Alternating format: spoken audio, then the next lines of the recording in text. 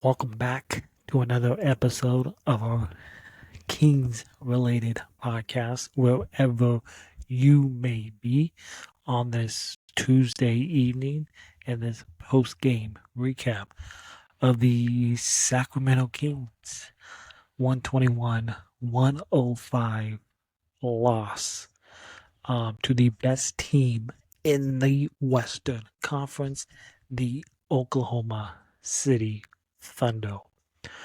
Well, it looked bleak in that first half.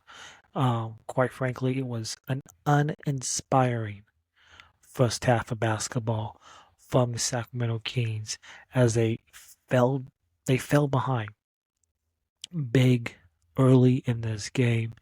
Nothing was going right for them. Um, you know, SGA, he had what, four turnovers early in that first half. The Thunder as a team had seven turnovers, but in that first half it was all Oklahoma City in that first half. And then that third quarter was fun. It a third quarter well, it it flipped like that, like a switch. Um, in the second half, when the second half started, the Kings, they were diving for loose balls. They had extra pressure on the defensive end. More ball movement on the offensive end that we did not see in that first half of this ball game. But the the the, the main story is, and then you got Keegan Murray in that third quarter, was absolutely going wild in that third quarter. 16 points. He was 5 of 6 from three in 12 minutes in that third quarter. Um, so really nice to see from Keegan Murray. Jake LaRavia off the Kings bench brought the energy. Uh, Keon Ellis was really good. I thought really good tonight for the Kings. But the story of this game is when you get down big, and the Kings were down as big as 24 in this game. But when you are playing the best team in the Western Conference in the Oklahoma City Thunder, who got their 60th win of the season in just their 72nd game, um, you can't expect um, to come back against that a team like that in Oklahoma City, who in all likelihood will have the MVP this season in SGA. So you just can't get down like you did early in that fourth quarter and expect to climb out of it. But hey, I give the Kings credit. The way they came out after halftime, that third quarter was fun. But in that first half, especially that first quarter, the Oklahoma City, they hit Sacramento with a 13-4 run to end that first quarter. And the Kings were down after one at 31-21. And Keegan Murray, who was the best player by far for Sacramento in this game, he had 6 points in that first quarter. And then you got Oklahoma City hitting threes early on in that game in the first half. And, Sacramento, who entered tonight allowing their opponents to shoot 38% from deep this season. That is last in the NBA. OKC in the first half tonight made 12 threes. They were 12 of 21 from deep for 57%. You just, that just cannot happen for a Sacramento Kings team. Yeah, you're on the second half of back-to-back, facing the best team in the West in Oklahoma City. Plus, you're a Kings team that you are fighting for position. And with this loss, you are now tied with the Phoenix Suns for ninth in that play-in. And then you got one more game on this 7-game homestand. So it's like the Kings put themselves in this situation, and Sacramento, they have absolutely picked the wrong time to hit a slide, losing now 9 of the last 12 games, 4 straight, and now and I didn't think the Kings were going to win these last 2 games against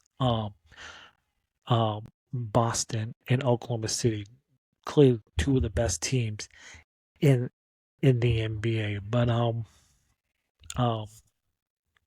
just to go over some of the highlights from this game. Most of the highlights came in that second half when the Kings made it interesting. Like they cut a 24-point Oklahoma City lead down to 8 at the end of 3. After the end of the third quarter, so that was nice to see. But it's time to look at some of the highlights from this game, and this Kings season right now has hit that point where I think they need to focus on the development of some of the younger players that's on this roster, especially Keegan Murray, who I believe one day will make an all-defensive team. Keegan Murray was spectacular tonight as he knocked down 9 of 13 from three. From three, he had 28 points in this game, and he also added 6 rebounds. Keegan Murray was by far the best player in a Kings uniform in this game tonight. And I thought a guy who I've been kind of hard on since they acquired him in that Fox trade, Zach LaVine. I thought Zach LaVine tonight, I thought he was more active. He looked a little more involved in this game on the offensive end. And he was part of that push that the Kings made in that third quarter that like they got within 8 of Oklahoma City, and then Zach LaVine finished the game with 19 points. He was 7 of 16 from the field, and he also chipped in 7 assists in this game. So nice to see from Zach LaVine, and the Zach that we got tonight is what you need from Zach for the rest of this season, for the final game of this homestand on Thursday night, and then going in on that 6-game road trip coming up, starting, I believe it's this weekend. So good to see from Zach LaVine in this game. Domantas Sabonis, not a great night from Sabonis in this game, playing in his second game back from missing the previous 3 games because of that ankle injury.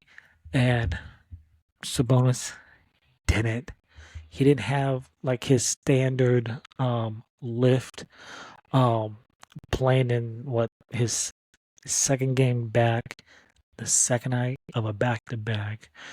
And he finished the night just 8 points. He had 12 rebounds. He had 8 assists in this game. And he also did not shoot the ball well. He was a dismal 3 of 12 from the field. And he also was a goose egg from three in this game at 0-4.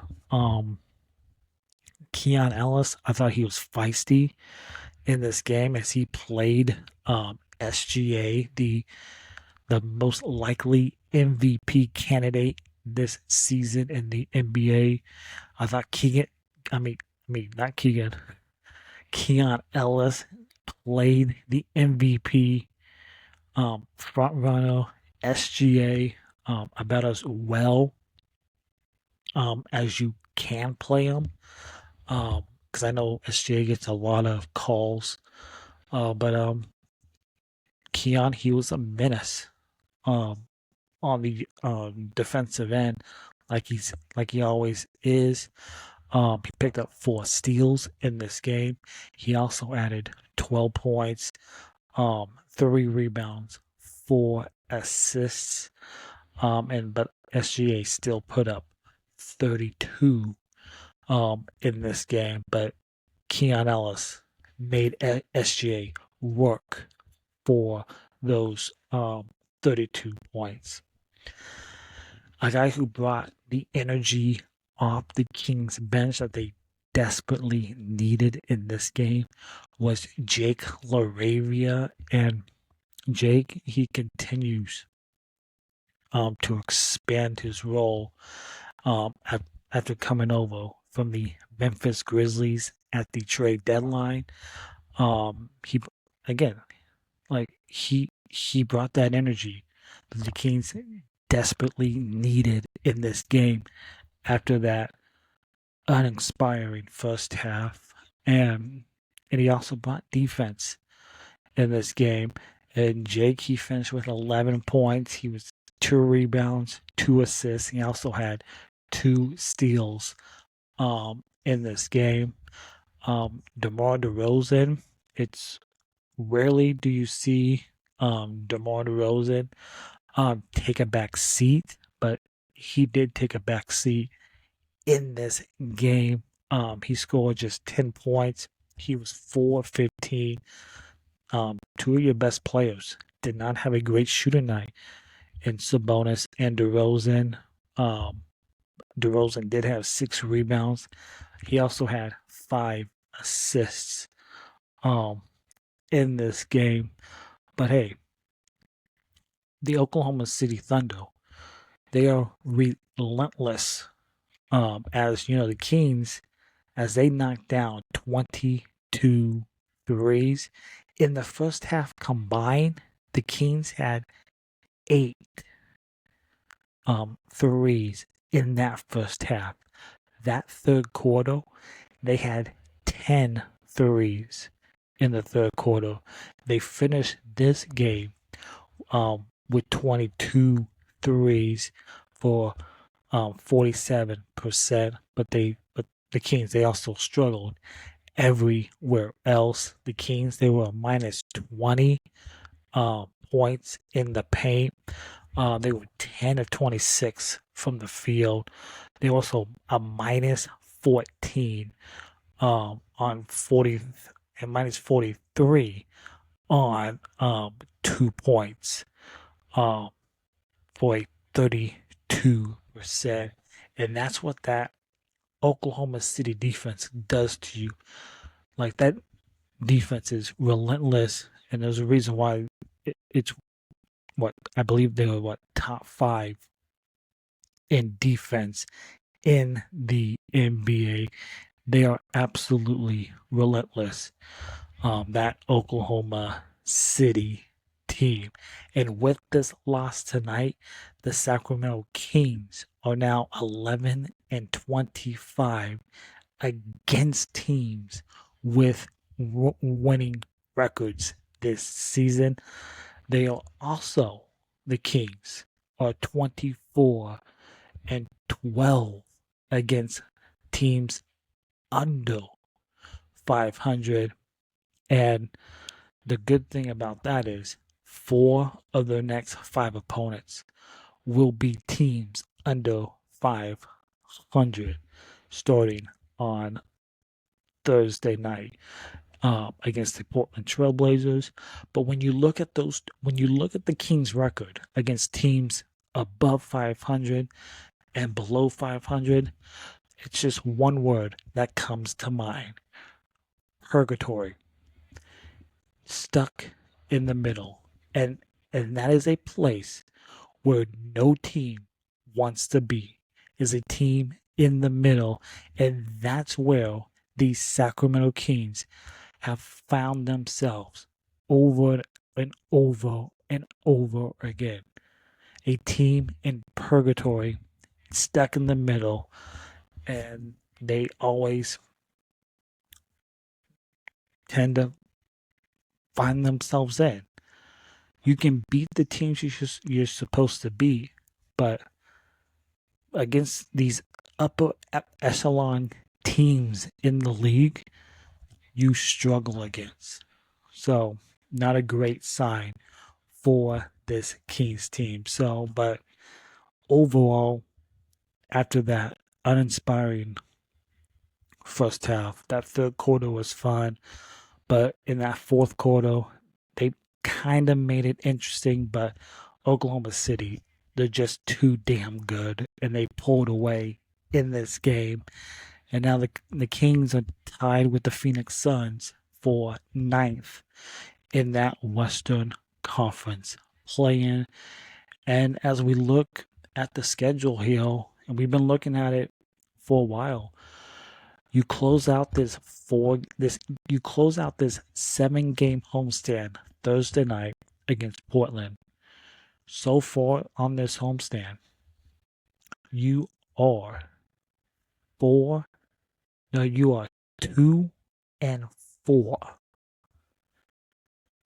If you win on Thursday, you'll be 3-4. So before you go off on your final road trip of the regular season in Orlando, in Indiana, Washington, Charlotte, and then your final back-to-back of the season, you're in Cleveland and in Detroit. And then you come home for the Nuggets, the Clippers, and that final game of the regular season against the Phoenix Suns, which most likely will be very important with play-in positioning on the line. And that could also be a possible preview of that 9-10 play-in game. I think whoever wins that game most likely will host that 9-10 play-in game. So the Kings, during this brutal stretch of a month of March, let's go back to March 1st. You win in Houston. You won in Dallas. You lost in Denver. You beat the San Antonio Spurs in the Fox return game. And then you lost the Clippers game. You lost that New York Knicks game. And then you lost both those games in Golden State and in Phoenix. And so far on this 7-game homestand, you are 2-4 with one game remaining on this homestand. So and a couple of those games you let slip away, like that Chicago Bulls game, a game that you wish you had back, a game that you were in control of, but you let slip away in that second half. And in that Milwaukee game, you played solid enough to win, but you lost. but ultimately, both those games end up in the lost column. Um, Overall, the Sacramento Kings, I thought, took care of the ball tonight. 11 turnovers. But the real thing about this game was that first half.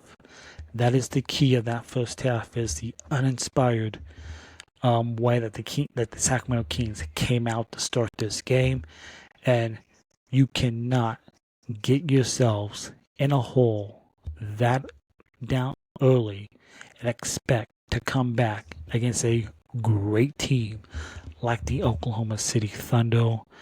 Um, just looking at some of the Thunder, SGA, 32 points in this game.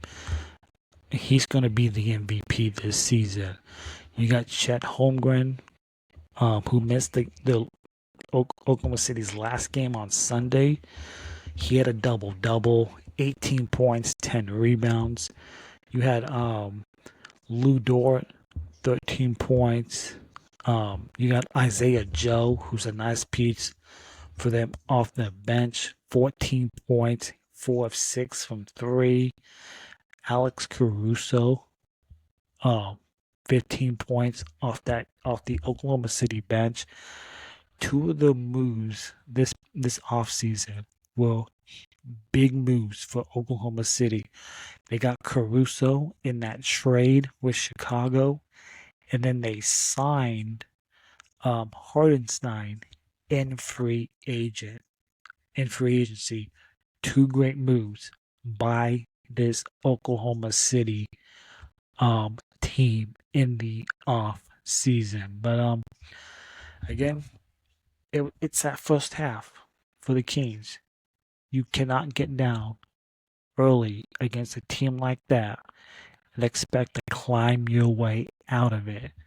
Um, but hey, as much as that, hey, I'll give the Kings credit where credit's due. That was a fun third quarter. You you took a 24-point Thunder lead and you cut it down to 8 at the end of the third quarter, and then that fourth quarter, um, Oklahoma City really took over in that fourth. As the Kings lose, they are now 2 games under 500 at 35 and 37. The Kings did get some good news around the NBA. The Dallas Mavericks, who they lose in New York to the Knicks, 128 to 113. Other scores around the NBA. You had the Jimmy Butler return game in Miami, and the Miami Heat steamroll the Golden State Warriors 112 to 86. I think Golden State got a piece of that. South Beach flew after spending the last 5 days in Miami. You got the Memphis Grizzlies, who beat the Utah Jazz. The Detroit Pistons, they beat the San Antonio Spurs. You got the Orlando Magic, who the Kings will see this weekend. They beat the Charlotte Hornets.